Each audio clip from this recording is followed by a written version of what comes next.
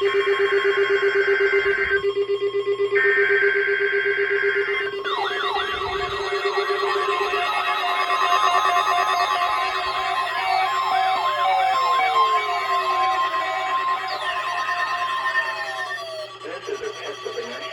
Service's NOAA Weather Radio Warning Alarm System.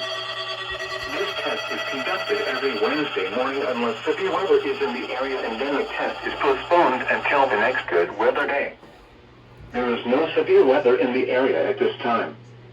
Repeating once again, this is a test of the NOAA Weather Radio Warning Alarm System. This concludes this test. Enjoy your Thanksgiving.